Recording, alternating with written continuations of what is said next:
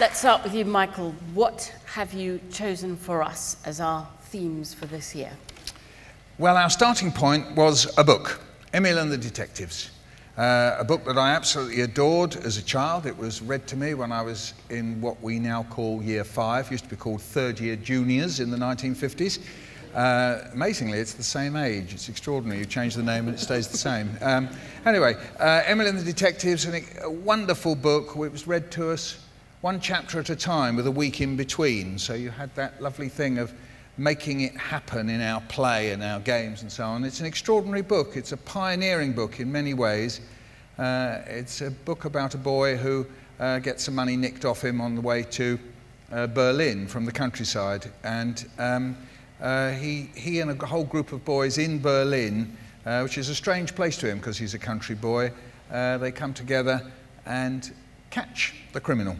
And it's a book full of hope. It's a book that represents a wonderful moment in German history, that Weimar Republic in Berlin, full of invention, inventiveness, vivacity, incredible time. And so we used that as a kind of basis from which to go off in various directions. We wanted to evoke that period, celebrate it through, in particular, cinema, but also the music, cabaret music and so on. We'll come back to some of these details. That was one theme, one strand, if you like, that we looked at.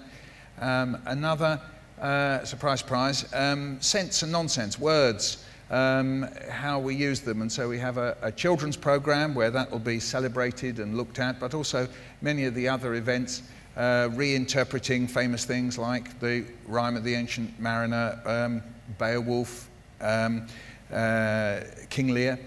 So there's a look at words and how we use them, particularly, say, with the Children's Festival, and then also picking up a sense of memory and loss. That crops up both in our sense of what Germany is and was. There is this period, 33 to 45, that particularly here that we tend to get sucked into and collapse Germany into that whole of 33 to 45, which is a terrible, misleading way of thinking about a place that obviously existed for thousands of years. But of course, memory and loss is very much involved in how people perceive that time.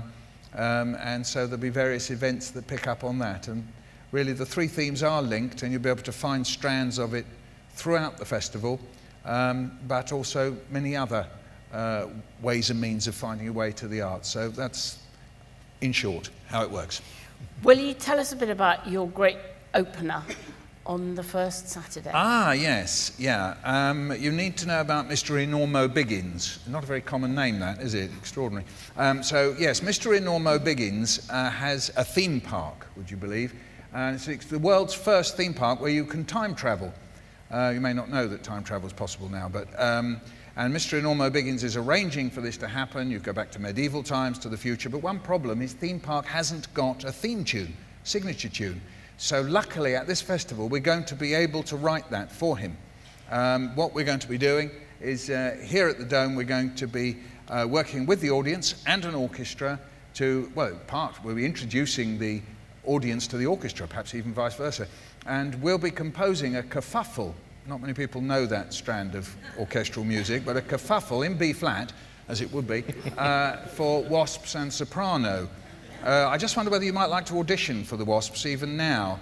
To make a wasp sound, you go buzz. No, you probably knew that. Okay, so look, I'll say 1, 2, 3, and then you be wasps. Here we go. 1, 2, 3.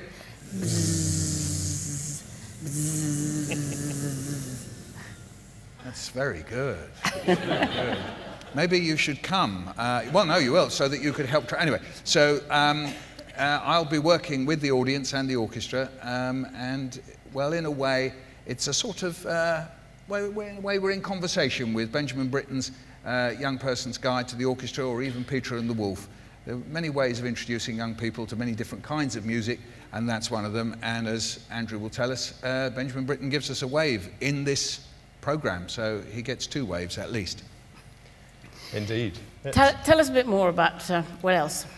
Well, look, as Michael's referred to, one of the really great performances, I think, which we're looking forward to is the Canticles, Britten's The Canticles, and that's being performed in a new production a new theatrical presentation by Neil Bartlett and Paulie Constable with Scott Graham, Wendy Houston and John Keane, all collaborating on a theatrical production with fantastic musicians, Ian Bostridge, Julius Drake, Yeston Davies.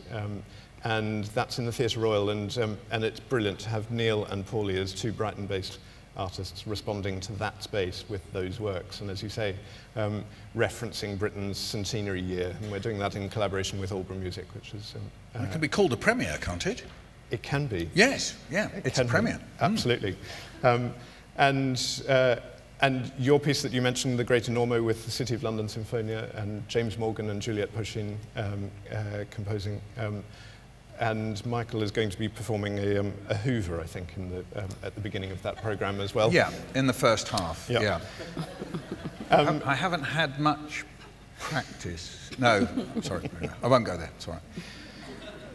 A couple of other things I'd mentioned, Polly, from the sort of premiere commission and highlights. Lola Arias is part of our theatre programme, and Michael mentioned the strand earlier of Vergiss mein nicht, or Disappearance and Loss, and Lola's really wonderful piece, My Life After, is part of the festival programme this year, and she's an Argentinian director and theatre maker, and uses actors telling the stories of their own lives and reflecting on the 70s and that particular period of political history. And we're really pleased to be having her here. There are special events as well being curated for the festival. James Baillieu's series of Poulenc and Hahn chamber music with musicians from the Young Classical Artists Trust are here especially for us. And music cabaret, referring to Michael's theme of Emile's world. Here on this stage we have Nina Hagen and the Irrepressibles and David McCalmont reinventing Weimar Cabaret, and then some really special circus as well as part of the programme, which is, I think, a mark of how eclectic this festival can be. And Cirque Eloise from Vancouver, and from Montreal rather, and bringing Circopolis, and that's a really amazing performance with Metropolis as the background. So we've again a sort of reference back to the 30s.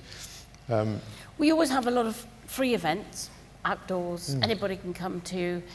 More and more people come every year. What have we got this year? Well, Complex Carphaneum are bringing Figue Libre, and they're in two different locations around the city, and that's a promenade performance which should be fantastic. We've also Bad Taste Company through Without Walls coming with their particular performance of Faust, invoking the 1920s and the looseness of the 1920s coupled with Faust, which should be terrific. Whole range. I think we've some 20 free performances across the festival. We've got Don Quixote on the Downs, yes. So it spreads out from Brighton onto the Downs. Yeah. Bicycles instead of horses, I think. Yes, instead of donkeys. Yes. Or even bicycles as horses. Yeah. Ah, yes. As rather than instead of. Yes. Tell us about the wonderful cover. First of all, what's it a reference to? Yes. Secondly, how was it done? It's quite disturbing, isn't it? I mean, would you want to be looked at by eyeballs out of your hands? Yeah, I'll own up, they are my hands and my eyes. Just in terms of a reference, that references back to, again, that period, Weimar period, when you had great artworks happening in that time. You obviously had Bauhaus. None of these chairs or tables really would be quite the way they are if it hadn't been for the Bauhaus, but also you had the burgeoning of surrealism both in Germany and in Paris, and particularly surrealist photography and montage photography going on in Germany, and there is a hands and eyes thing a bit like that, and so I was asked to reenact it. It was actually quite painful because the photographers decided that would be too easy. Right? You'd think they could put a camera out there. No. I had to, well, it was for medieval torture, actually. I had to have my elbows on a bar, and then,